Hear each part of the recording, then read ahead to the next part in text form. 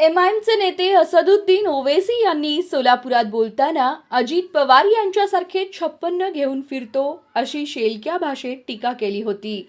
आता यावर राष्ट्रवादीचे नेते सुनील तटकरे यांनी प्रतिक्रिया दिली आहे। बघा काय म्हणाले सुनील तटकरे। एक भाग असा आहे की अजितदादा आणि राष्ट्रवादी काँग्रेस पक्ष सेक्युलर विचारधारेचा मूलभूत सिद्धांताचा पक्ष आहे। शिवशाहू फुले आंबेडकरांची सामाजिक समता हा आमच्या पक्षाचा विचाराचा आत्मा आहे।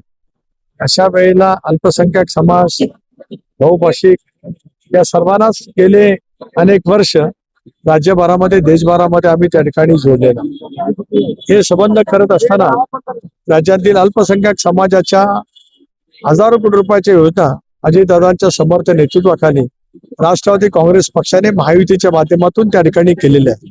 पण आम्ही एनडीए मध्ये आहोत, आम्ही कधी नाकारलं नाही, पण आमच्या मूळ विचारधारेचं आम्ही काम करतो। आजवर मी मगाशी भाषणात सांगितलं की आजवर सर्वाधिक निधी अल्पसंख्याक विभागाला मिळाला तो याच महायुतीच्या सरकारच्या माध्यमातून त्या ठिकाणी मिळाला। ओवेसीची जी काय टीका करतायत ते आम्ही ज्या पद्धतीने सेक्युलर विचारधारेचे आहोत अशी विचारधारा त्यांनी कधी मांडलेली माझ्या ऐकिवात नाही। मग येणं राज्यात आज ओबीसीची टीका करतात याचा अर्थ असा आहे की जो अल्पसंख्याक समाज प्रचंड प्रमाणावरती अजितदादांच्या नेतृत्वावरती विश्वास ठेवत राष्ट्रवादीच्या विचाराशी जोडला जातोय, त्याच्यामुळे वैफल्याच्या भावनेतून ती त्या ठिकाणी त्यांची टीका आहे। यापेक्षा त्याला अधिक महत्व द्यावं असं मला अजित पवार माझ्या खिशात घेऊन फिरतो म्हणतात। अजित पवार आहे, कोणाचा खिस्सा किती मोठा आहे हे राज्याची जनता महानगरपालिकेच्या निवडणुकीमध्ये दाखवेल। सातत्याने प्रश्न आपल्या भूमिकेवर तुमच्यावर टीकाकाराचा संबंध आहे की वक्फचा कायदा जेव्हा संस्कृत होत होता तर राष्ट्रवादीच्या खासदारांनी कुठली भूमिका मांडली गेली। एक असं आहे की ओवेसीना या विषयावरती किमान महाराष्ट्रामध्ये येऊन बोलण्याचा कुठलाही राजकीय दृष्ट्या अधिकार त्या ठिकाणी नाही। राष्ट्रवादी काँग्रेस पक्षाची भूमिका स्पष्टपणाची त्या ठिकाणी ती आम्ही नेहमीच स्पष्ट केली। वक्फ कायद्यामधल्या ज्या तरतुदी आहेत त्याच्यामध्ये अल्पसंख्याक समाजाचा फायदा आहे की त्याच्याबद्दलचं नेमकं काय याची चर्चा संसदेमध्ये त्या ठिकाणी झाली।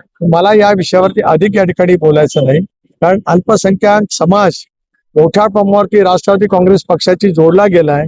याच वैफल्यातून ही वक्तव्य केली जातात।